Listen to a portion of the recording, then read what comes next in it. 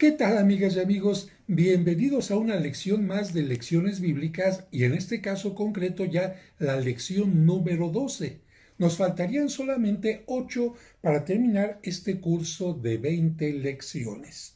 Hemos visto los antecedentes de la Sagrada Escritura, quiénes la escribieron, qué es la inspiración, qué es la revelación, y en la clase anterior vimos un poquito de la situación de Israel, cuál es su geografía, el ambiente en que se desarrollaron las tribus de Israel y un poquito una síntesis de la historia del pueblo de Israel.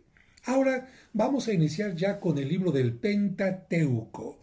Libro del Pentateuco, y yo te pregunto a ti, ¿te acuerdas qué significa la palabra pentágono? Bueno, penta 5, pente 50, por eso Pentecostés significa la fiesta de los 50 días, y el libro del Pentateuco, ¿cuántos libros crees que incluye? El conjunto del Pentateuco. Y antes de iniciar la lección, quisiera recordarles que los libros del Nuevo Testamento, del Antiguo Testamento, se escribieron en rollos, así como este. Rollos, ¿verdad? Evidentemente, esto solamente es un rollo, pero habría que imaginarse rollos de pergamino o de papiro. Ya te expliqué más o menos cómo se hace el papiro en una de las lecciones y ahora te muestro esta, digamos, forma para que veas el papiro también, especialmente las orillas, para que veas cómo van haciéndolo cruzando unas líneas con otras. Aquí lo puedes ver. El papiro también es muy transparente, muy ligero. Y bueno, esto te permite entender, imaginarte cómo sería un rollo de este tipo, pero en papiro. Este lo tengo porque, bueno, aquí cuando fui a Egipto escribieron mi nombre, José de Jesús, y pusieron también la letra Ankh, que de alguna manera es la letra de la vida. Pero así puedes ver el papiro tanto de un lado como del otro en una forma transparente para entender lo que te voy a decir en este momento. Imagínate lo que significa hacer un libro de 50 capítulos. ¿Cuántos papiros necesitas? Muchos. ¿Cómo vas a unir los papiros? Bueno, hay una forma quizás de pegarlos con algún pegamento, pero también hay una forma de coserlos, especialmente los pergaminos. Esta es la razón por la que para leer un libro como el libro del Génesis o alguno más, tenían que enrollar perfectamente el papiro, después irlo desenrollando para ver un capítulo y otro y otro. ¿Qué es lo que hacía? Que los rollos de papiro no fueran delgaditos, sino que fueran creciendo, creciendo, creciendo, creciendo, haciéndose muy grandes, tan grandes que incluso rollos que tenían que dividirse en dos, como el libro de los Macabeos o el libro de los Reyes, que eran tan gruesos que tuvieron que cortarlos para dividirlos en dos. Pero hablando ahora del tema que nos concierne, ¿tú qué harías para que se conservara un rollo que es tan sagrado, tan importante para ti? ¿Lo dejarías así normalmente en algún lugar? Yo creo que no. ¿Qué es lo que harías? Le harías un estuche. Efectivamente, un estuche en madera, quizás en algún material, quizás algún cilindro, también en piel, en fin, pero un estuche porque lo valioso se tiene que cuidar. Bien, ¿te imaginas un estuche entonces para este rollo? O si fuera más grande, un estuche grande. Ahora imagínate 5 estuches para 5 libros. 5 estuches para 5 libros. ¿Por qué te estoy diciendo esto? Vamos a entrar ya en el tema. El título de la clase de hoy se llama El Pentateuco o la Ley. Introducción. La palabra Pentateuco viene de la lengua griega y significa el libro de 5 estuches. Esto es, el libro dividido en 5 estuches porque estaba formado de 5 rollos o 5 volúmenes que cada uno estaba guardado en su propio estuche. Entonces, Pentateuco, ¿qué significa? El libro de los 5 estuches o los libros que se guardaban en 5 estuches. ¿Cuáles eran estos rollos o libros o volúmenes? Génesis, Éxodo, Levítico, Números y Deuteronomio. Vamos a repetirlos para que te los aprendas de memoria. Génesis, Éxodo, Levítico, Números y Deuteronomio. ¿Lo repites ahora conmigo? Génesis, Éxodo, Levítico, Números y Deuteronomio. Bien, al principio los 5 libros formaban un todo cuya unidad era reconocida tanto por los judíos que ya los denominaban con el nombre de Torá como por los griegos. Aquí me detengo. La palabra Torá en hebreo significa la ley. La Torá es la ley y son los 5 libros quizás más importantes para los judíos. Más tarde, y solo por razones prácticas, se dividió el rollo en 5 partes, pero no por eso perdieron su dependencia y parentesco entre sí, de tal manera que los problemas que ellos plantean solo pueden solucionarse considerando la obra como un todo. Dicho de otra manera, los primeros 5 libros de la Biblia al principio formaban un todo y después se dividieron para su estudio, para su lectura, para lo que tú quieras, pero todos estos 5 libros están de una o de otra manera relacionados entre sí. Primeros 5 libros de la Biblia. La antigua tradición judía, seguida por la cristiana, venía considerando a Moisés como autor del Pentateuco. ¿Quién escribió el Pentateuco?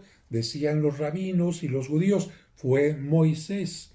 Sin embargo, nosotros entendemos que más que haya sido Moisés, porque estos libros se tardaron en escribir mucho tiempo y en distintas épocas, más bien podemos decir que se le atribuyeron a Moisés, porque él es el principal protagonista quizás de estos 5 libros.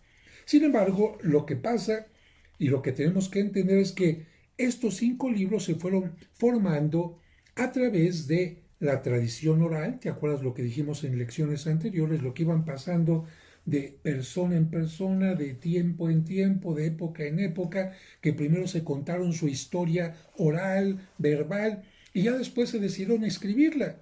Y a la hora que se decidieron escribirla, resulta que ya había varias, vamos a decir, tradiciones. En esto me detengo más adelante, pero te leo una nota que dice aquí.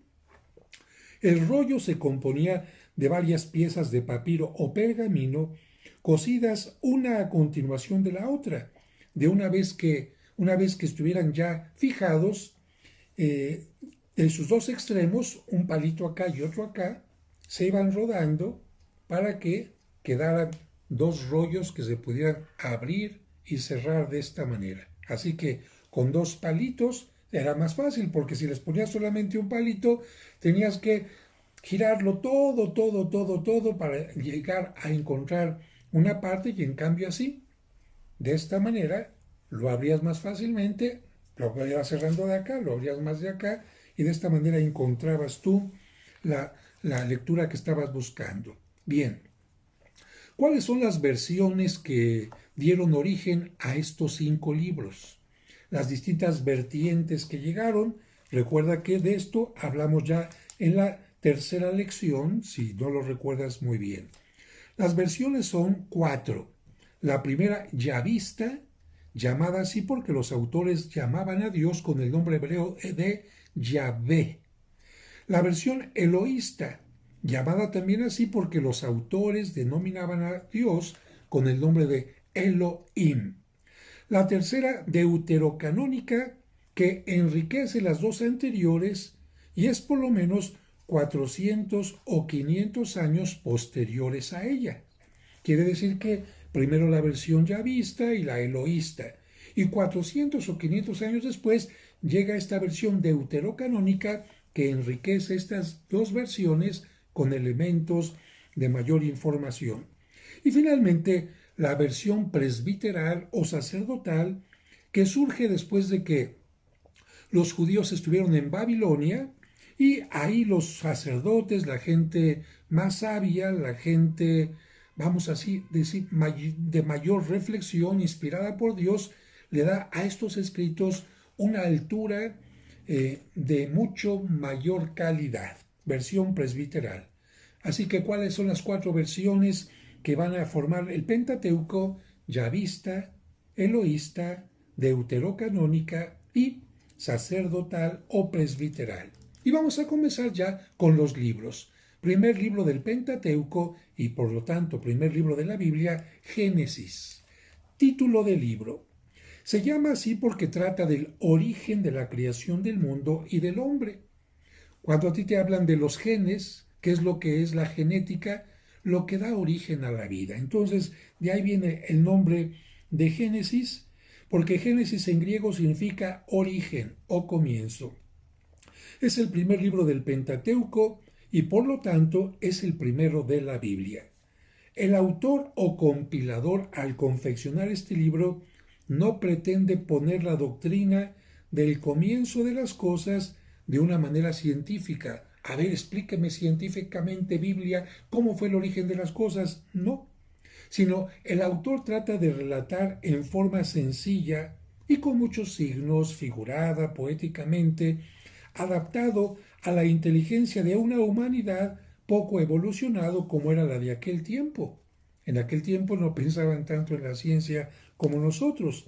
Y lo que intenta el autor es presentar de esta forma sencilla para la gente de aquel tiempo las verdades fundamentales que son necesarias para la salvación, a la vez que hacerlo en un lenguaje popular y hablando sobre todo del origen, de ahí Génesis, origen del hombre, del género humano, hombre y mujer, y el origen también del pueblo escogido, del pueblo de Israel. Pregunta, ¿de qué dos orígenes nos va a hablar el libro del Génesis? Del hombre y la mujer, género humano, y también del origen del pueblo de Israel. ¿Cuál es su contenido doctrinal? Bueno, aquí se ponen los cimientos de todo sistema bíblico. Sin lo que aquí se nos dice, el resto de la Biblia sería incomprensible, porque el plan de salvación que se expone en la Sagrada Escritura, salvar al ser humano, no tendría sentido de no existir la caída, el pecado original. Es decir, ¿cómo se va a hablar de una salvación si no hay de qué salvar al ser humano? Por lo tanto, el Génesis nos va a poner el hombre lamentablemente está en una situación limitada y necesita de una salvación de parte de Dios. Lo que sucedió a Adán tiene su respuesta en lo que va a realizar él, en forma simbólica, el segundo Adán, que será Cristo. En el libro del Génesis se encuentran ya las primeras promesas del Mesías que vendría a recuperar el paraíso que Adán perdió. En una palabra, en este libro se nos da cuenta no sólo del linaje, la descendencia de la mujer que habría de pisar la cabeza de la serpiente como lo hizo María serpiente, sino también se nos habla del origen de la raza semítica, de la nación de Israel y de la tribu de Judá, de la cual habría de nacer el Redentor. Y acuérdate que en el libro del Génesis se habla ya de la promesa de salvación. Cuando Dios castiga a la serpiente, pero Adán y Eva no los maldice, sino que los envía, vamos a decir, a una tierra con todas las bendiciones y les hace la promesa, especialmente cuando dice, a ti, a la serpiente, un pie te va a aplastar la cabeza. Se refiere a María, pero sobre todo a Cristo, que gracias a vencer al pecado nos va a dar nuevamente la vida eterna y la posibilidad de regresar al paraíso, pero no un paraíso terreno, sino al paraíso en la presencia de Dios. Y vamos ahora a la distribución del libro. Primero decimos que el libro del Génesis tiene 50 capítulos y se va a dividir en 3 grandes partes. La primera parte tiene que ver con el origen, la creación del universo, del mundo. La segunda parte tiene que ver con el origen del ser humano, hombre y mujer, y la tercera parte tendrá que ver con la creación, el origen del pueblo de Israel. Claro que en esta primera y segunda parte, como te digo, no se habla en una forma científica la fecha, el tiempo en que se desarrolla esta creación, sino simplemente se intenta decir cuándo creó Dios, cuándo Él lo dispuso. ¿Cómo lo creó? No lo sabemos. Esta es una forma poética, pero para afirmar quién creó el universo, Dios. ¿Quién creó al hombre y a la mujer? Dios. ¿Quién es el origen del pueblo de Israel? Dios. Los comienzos del mundo se relatan en los capítulos 1 y capítulo 2 al 6. Ahí lo vamos a encontrar, ¿sí? Del 2 al 6. Después, los comienzos del hombre los vamos a encontrar en el capítulo 2, versículo 7, hasta el capítulo 11. Fíjate, hasta el capítulo 11, 32. Empieza en el capítulo 2 y se va hasta el capítulo 11. Así lo tenemos. Creación, capítulo 2. Caída, capítulo 3, versículo 4. Consecuencias del pecado, que es la muerte, capítulo 4, versículo 1, hasta el 16. Capítulo 4, versículo de 1 hasta el versículo 16. Crecimiento de la humanidad. Seguimos en el mismo capítulo 4 hasta el versículo 17, pero desde el capítulo 4 se va a ir también hasta el capítulo 6, versículo 4. Después, el diluvio, que será el castigo de la humanidad por el pecado, capítulo 6, versículo 5, se va a ir hasta el capítulo 9, versículo 17. Los comienzos del pueblo de Israel comenzarán en el capítulo 12, versículo 50, y van a ir de esta manera. Abraham, capítulo 12, versículos del 1 al 25. El llamado, capítulo 12. Lot, el que será el sobrino de Abraham, capítulo 13 y 14. Después, la promesa, cuando Dios le promete a Abraham un pueblo, capítulo 15 al 17. Sodoma y Gomorra, capítulo 18 y 19. La herencia que le va a dar Dios a Abraham, capítulo 20 y hasta el 25. Del 20, versículo 1, hasta el 25, versículo 10. Después nos vamos con el descendiente primero de Abraham, que será Isaac, capítulo 25, versículo 11, hasta el capítulo 27, versículo 46. Jacob, capítulo 28 al 36. Y después José, capítulo del 37 hasta el capítulo 50, toda la historia de cómo lo vendieron, cómo se fue a Egipto, etc. Mensaje del libro. Dios es el creador de todos los seres. Los primeros padres, Adán y Eva, vivían felices en el amor mutuo, hablando con Dios. En el matrimonio querido por Dios, el hombre y la mujer, iguales en naturaleza y en derecho, se complementan el uno al otro. El varón amará a la mujer como parte de sí mismo y la mujer amará al varón como su protector. La unión de ambos en el amor transmite la vida. Ese es el mensaje del libro.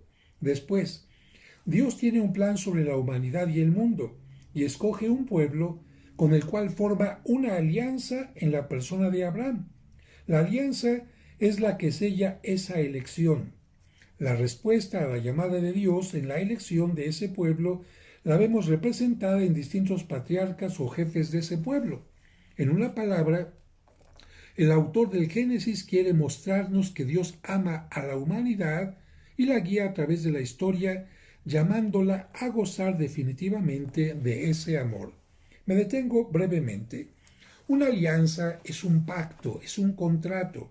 Para que quede algo formal, si tú vas a hacer un préstamo al banco, te piden que firmes algo y el banco también te entrega un documento. Tú te comprometes a algo y el banco también se compromete a algo. Las alianzas en la Biblia, sea de Dios con Abraham, Dios con Moisés, etc., son eso. Dios se compromete a ayudar al pueblo, a amarlo, a acompañarlo, a salvarlo, pero el hombre, el ser humano, tiene que responder también haciendo lo que está de su parte. Porque si en una alianza una persona no hace lo que está haciendo, lo que le toca hacer, pues se rompe la alianza. Así de sencillo, ¿no? pero Dios es el que quiere hacer alianzas y no romperlas, aunque el hombre es el que las rompe. Y tiene aquí una aclaración. Lo que hay que buscar en este libro principalmente es el espíritu que animó al autor al escribir estos relatos. Un espíritu que puede resumirse en esto: una presencia viva de Dios que crea todas las cosas para servicio de la humanidad, del hombre, del género humano, que es su obra más importante, con el fin de que este hombre y mujer, conscientes de su grandeza, se vuelvan co-creadores con Dios, co-creadores, crezcan y multiplíquense y dominen la tierra y alaben al Creador a través de lo creado, hasta que definitivamente regrese con todos los hermanos al Padre que los formó.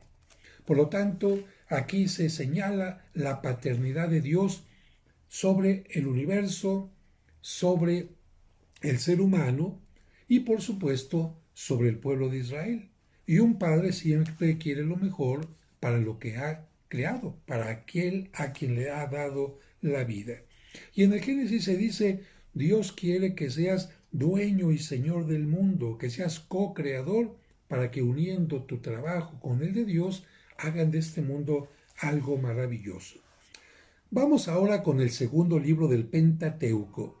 El Éxodo es el segundo libro que aparece en la lista de la Biblia, pero según los especialistas debería de aparecer antes, porque fue el primero que se escribió quizás unos 300 años antes que el Génesis.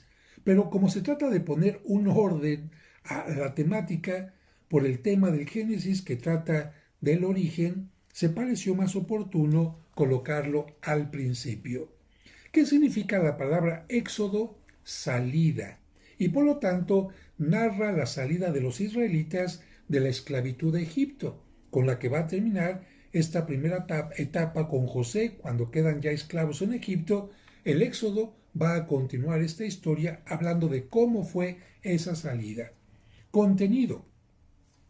Fíjate bien, quizás este libro es el más importante del Antiguo Testamento porque es la gesta del verdadero Dios que se acuerda de su pueblo y lo salva de la esclavitud. Es la fidelidad del Señor que cumple su promesa con su pueblo. Es el nacimiento de Israel como nación, no como grupito de personas, porque un grupo de personas no es un pueblo. Hay que tener una configuración en pensamiento, en credo y en muchas cosas más. Así que en el libro del Éxodo se nos habla del nacimiento de Israel como nación y como religión y como culto. Y además porque nos va a anunciar la Pascua cristiana. Porque en el libro del Éxodo se habla de la primera Pascua, pero no la definitiva. La Pascua de Cristo va a ser la definitiva, pero si no entendemos ni siquiera qué es Pascua, pues no vamos a saber qué es la Pascua de Cristo. Si no sabemos qué es lo que cenó el pueblo judío en la Pascua judía del Éxodo, no vamos a entender por qué Cristo tomó pan y vino en la última cena. Pero no me alargo más. El gran personaje o protagonista del Éxodo es Moisés, que fue escogido por Dios a salvar a su pueblo. Titubea antes de responder a esta llamada divina y empieza a poner excusas. De hecho, son 5 excusas. Soy tartamudo, es que a lo mejor el faraón no me va a hacer caso. Dios le va a decir: tranquilo, yo estoy contigo. Y al final Moisés acepta, pero en este momento sobre todo se señala cuando Moisés acepta. ¿Qué está pasando? Dios está haciendo lo que está de su parte y el hombre está haciendo lo que está de su parte. Por lo tanto, el plan de Dios va a ser todo un éxito. Aquí se narran puntos tan importantes como la institución de la Pascua judía, la figura de la Pascua cristiana, el paso del Mar Rojo, la marcha hacia el monte Sinaí, donde Moisés va a recibir ¿qué? Los mandamientos, las 2 tablas de la ley, y también se habla del canto de la victoria del pueblo. Esto nos demuestra la acción providente de Dios para su pueblo. Triunfo, triunfo, triunfo, triunfo de Dios sobre lo que parecía un problema.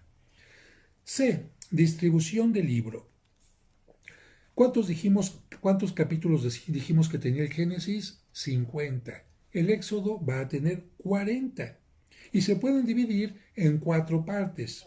Primero, la esclavitud de Egipto y el llamado de Moisés. Segundo, la marcha por el desierto, ya cuando salieron. Tercero, el viaje hacia el Sinaí y la alianza. Y cuarto, la institución del tabernáculo. ¿Qué es esto?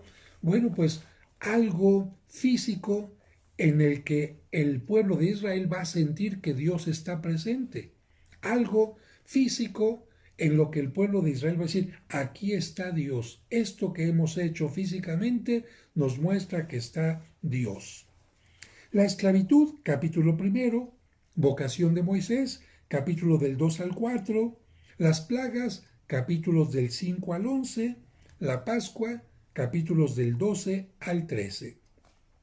Segunda parte, la marcha por el desierto, la libertad, capítulo 14, paso por el Mar Rojo, 14 al 15, el desierto, capítulo 16 al 18, que será muy importante porque aquí se nos habla de cuando cae el maná y cuando Moisés golpea la roca y hace que surja el agua en el desierto.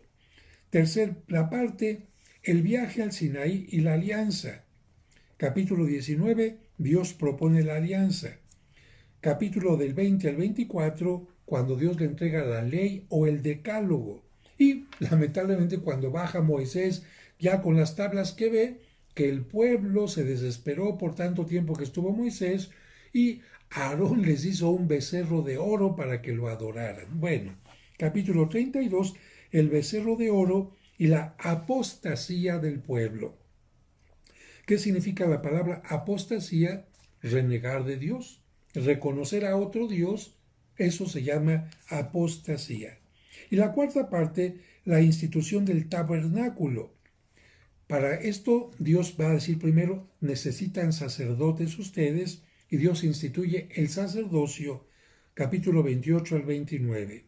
Después Dios hace un pacto, una alianza también, capítulo 34.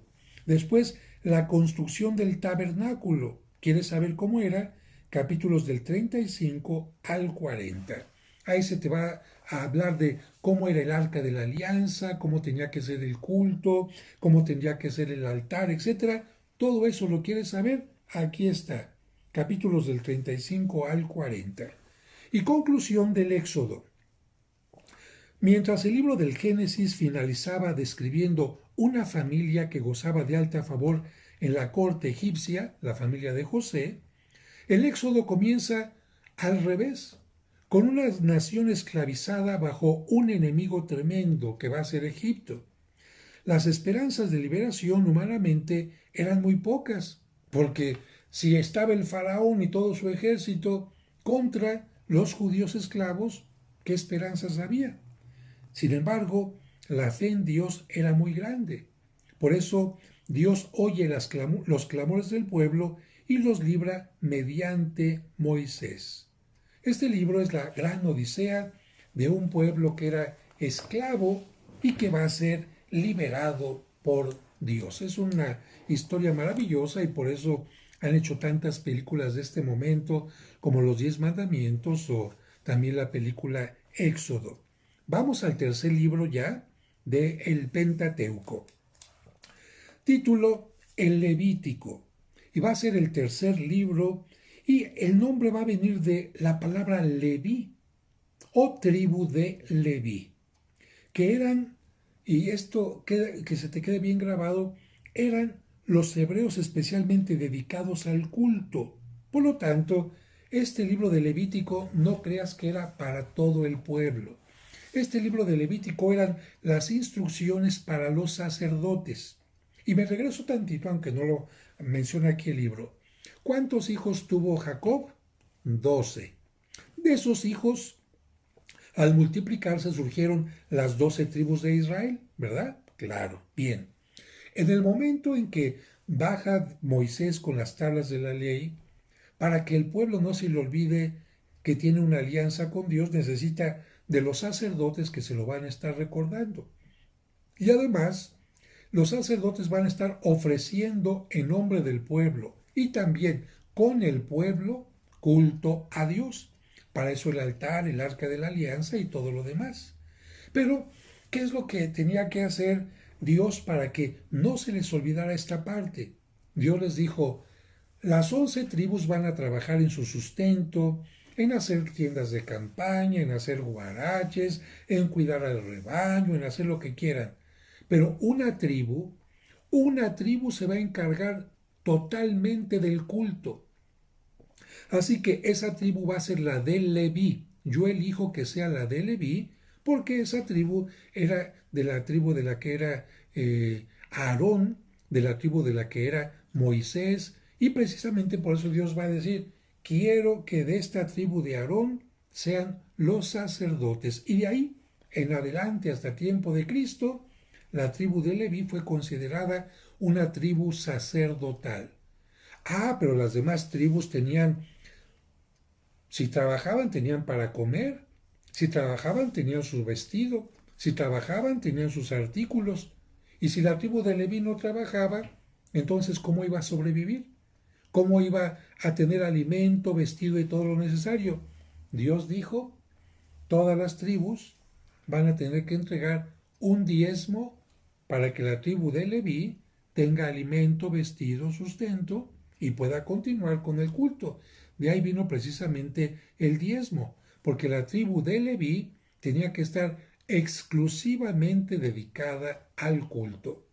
Como ahora ya no existe esta parte del templo de Jerusalén, no hay tribu de Leví allá, la tribu de Leví se dedicó a hacer los pantalones Levi's, ¿verdad? Qué curioso, qué interesante, pero bueno.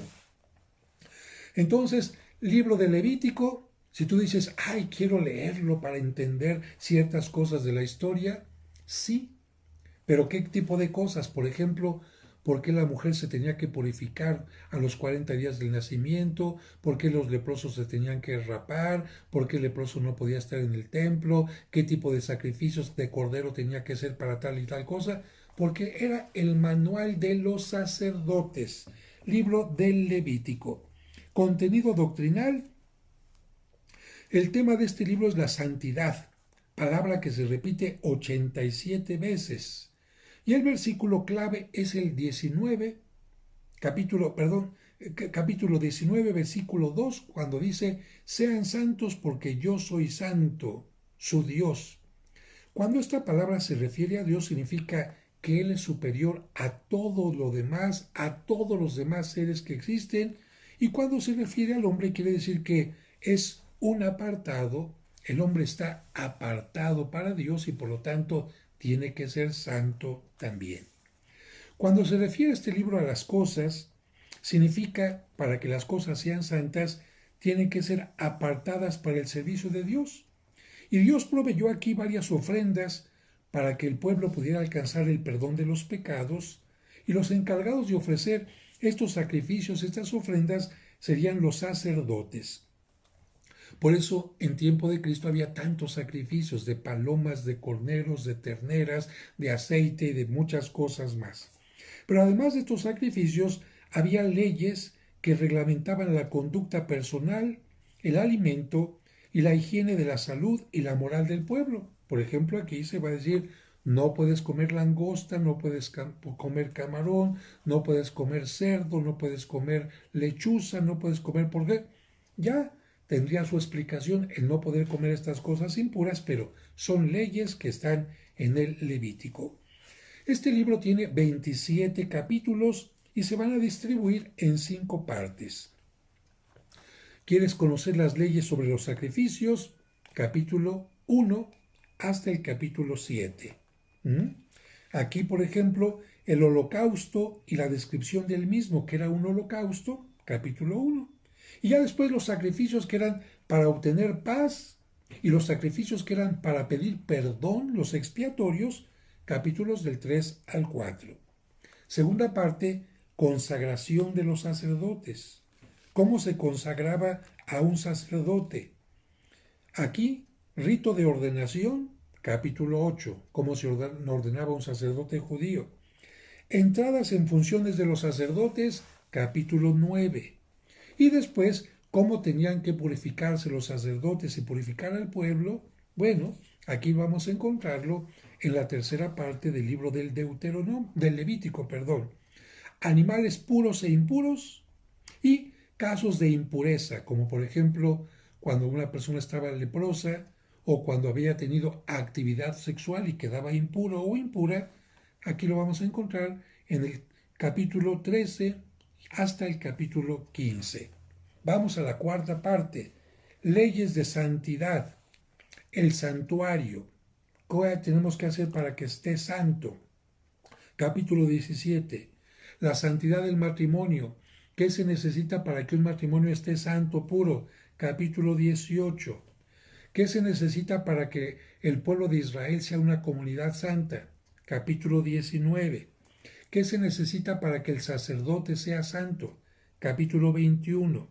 Y finalmente, todo lo que tiene que ver con la vida litúrgica, con el culto que tenía que hacer el pueblo de Israel, como por ejemplo el Shabbat, cómo se tiene que celebrar el Shabbat y todas las demás fiestas, la de los tabernáculos, la Pascua, etc. Capítulo 23. Finalmente, cómo se hacen las promesas y cómo se tienen y a quién se tienen que pagar los diezmos. Esto lo vamos a encontrar en el capítulo 27. Y algo interesante que tiene aquí es que si quieres entender desde el punto de vista cristiano esto que hacían en la antigüedad, que ya no lo vamos a hacer nosotros, porque nosotros ya no tenemos que circuncidarnos, ni ya tenemos que dejar de comer camarón o langosta o cerdo, la mejor forma de entender el libro del Levítico desde el punto de vista cristiano es la epístola a los hebreos. No podemos leer esta epístola sin darnos cuenta de que el sacerdote y los sacrificios del Antiguo Testamento ya no son necesarios, porque tuvieron cumplimiento en el Hijo de Dios. Vamos ahora al libro de los Números. El traductor griego de este libro, que es el cuarto del Pentateuco y de la Biblia, ¿por qué le dio el nombre de Números?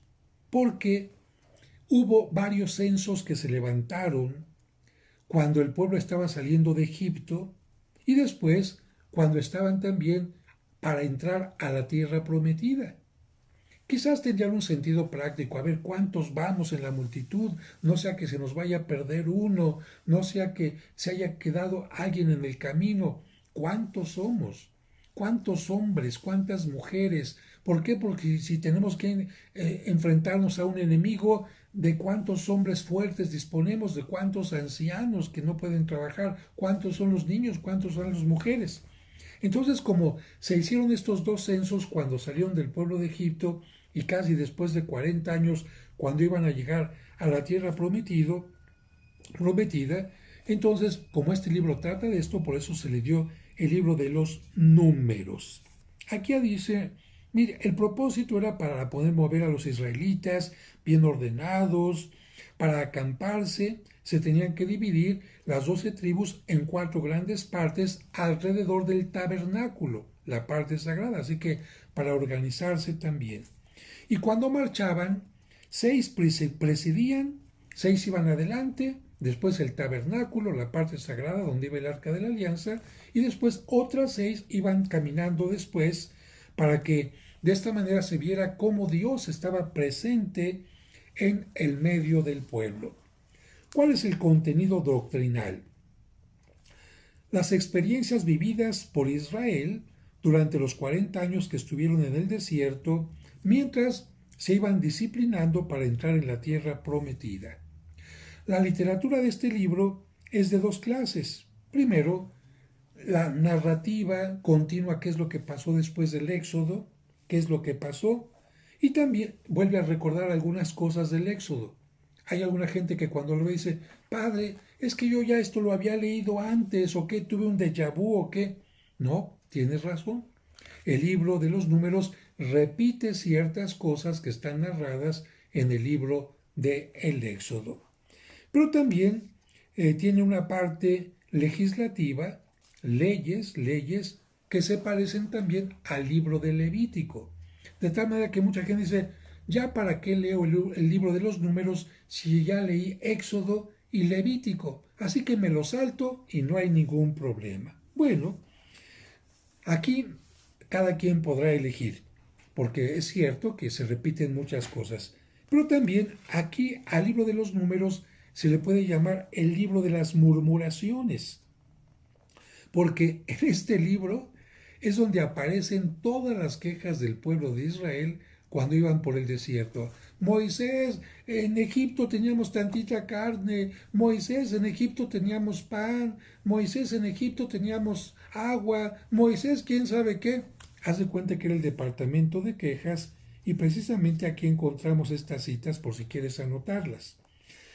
Las quejas del camino, las de los alimentos, las de los gigantes, las de los guías, las de los juicios divinos, las del desierto y las del maná.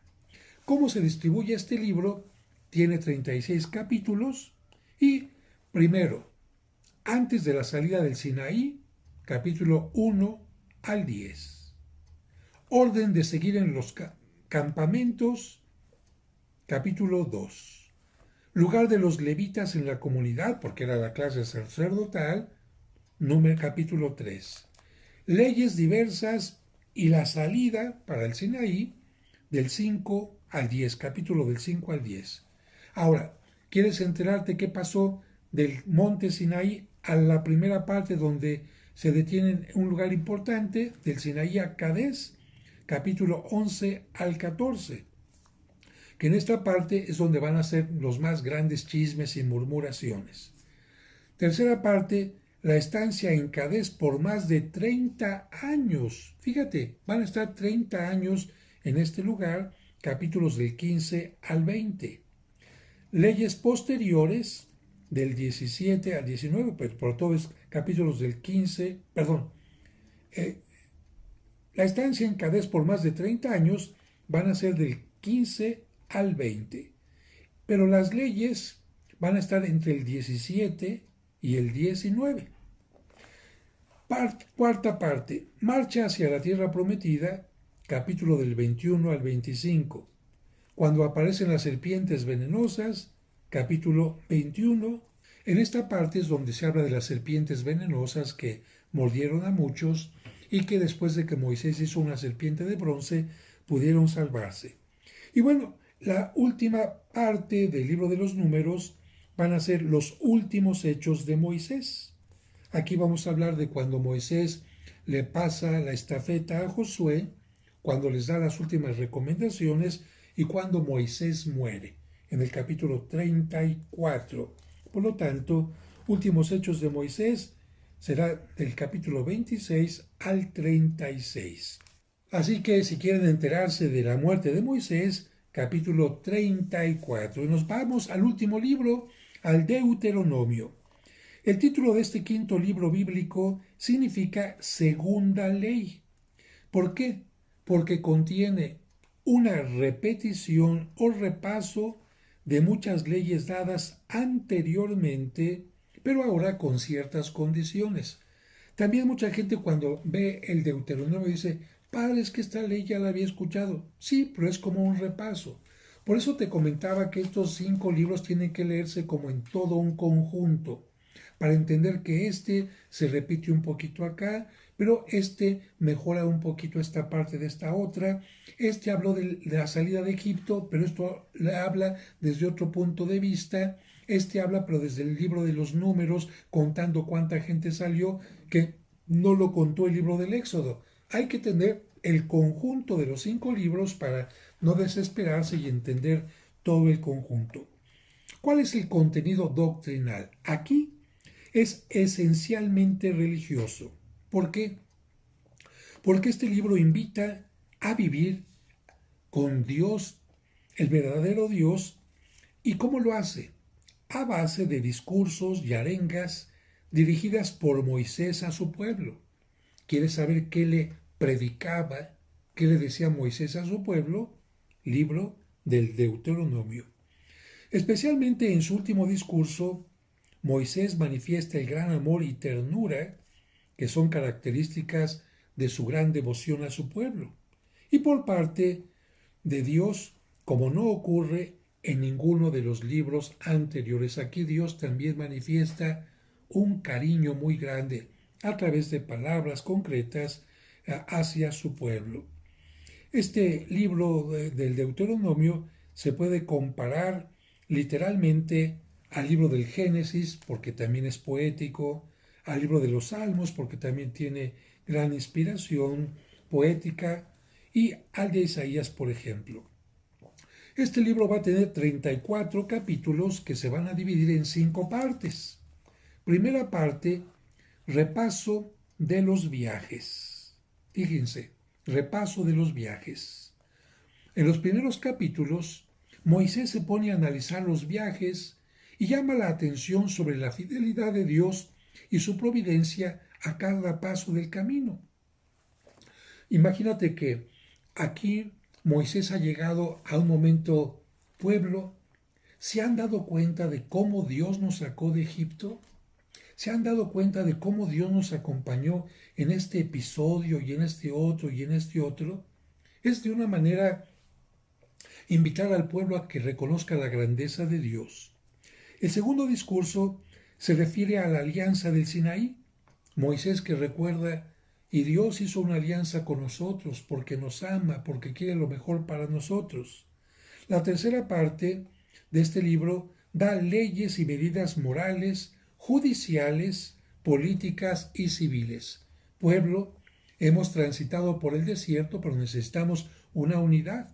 Y la ley y cumplir la ley nos va a dar unidad. Vivir políticamente correctamente también nos va a dar una unidad. Y si castigamos también judicialmente a quien comete algo equivocado, vamos a estar bien. Pero sobre todo tenemos que cumplir las normas morales. Cuarta parte, tercer discurso de Moisés. Aquí va a hablar de recompensas y castigos para el que sigue a Dios y para el que no lo sigue. Y finalmente, la última parte, ya estamos hablando de cuando Dios está a punto de morir, Moisés está a punto de morir, y entonces Dios le ha dicho, has terminado tu trabajo, y Moisés dirige sus últimas palabras al pueblo antes de morir. Le deja a Josué el encargo, hace una canción conmemorativa, bendice al pueblo y después se habla de la sepultura de Moisés. Bueno, creo que hemos entendido entonces el contenido de estos 5 libros que dijimos que se llamaban Pentateuco, con los que estamos hablando de el tránsito del pueblo de Israel por el desierto antes de llegar a la tierra prometida. Todos estos libros, después del libro del Génesis, nos hablan de la creación de el ser humano y de la creación del pueblo. Aquí no te lo dije, pero cuando Moisés baja con las tablas de la ley, le está dando al pueblo la primera forma de convivir como pueblo. Cuando salen de Egipto, más que un pueblo, eran un montón de personas de la misma sangre, ciertamente, de las familias que se surgieron de Jacob. Pero ¿tú crees que en la esclavitud iban a tener una moral que los uniera? No. Eran judíos contra judíos, se robaban, no respetaban a sus padres, se quitaban a la esposa, se mentían para que castigaran a otro en su lugar. Por eso, la ley es lo que va a constituir al pueblo de Israel como pueblo. Ahora que ya tienen un Dios y hacen la alianza, y ahora que ya tienen leyes, no vas a robarte a nadie, no vas a robarle a nadie, vas a respetar a tu padre y a tu madre, no vas a levantar falsos testimonios, no le vas a quitar la pareja a este. Ahora sí ya hay una ley que va a crear conciencia de pueblo y no va a ser de la noche a la mañana. Por eso 40 años fueron necesarios para que toda una generación aprendiera lo que significa ser un pueblo. Porque en muchos lugares sucede que la gente dice, soy mexicano, pero no es cierto porque no colaboras con los mexicanos. Soy italiano, no es cierto porque no te interesa tu país. Soy esto, no es cierto. En el momento en que un pueblo de verdad confluya, participe de los mismos principios, valores, proyectos como nación, es cuando realmente se puede hablar de un pueblo. Por eso en el Sinaí es en donde nace el pueblo de Israel como tal, como nación. Bueno, espero que les haya gustado esta clase del día de hoy, la número 12, y en la siguiente vamos a continuar hablando de los otros libros. Y si gustan en estos días, ¿qué les parece sacar la película de los 10 mandamientos o Éxodo también? Y van enriqueciendo la parte bíblica con saber cómo se han presentado estas cosas a través del cine y a través de tantas historias. Que Dios les bendiga, denle like y hasta la próxima.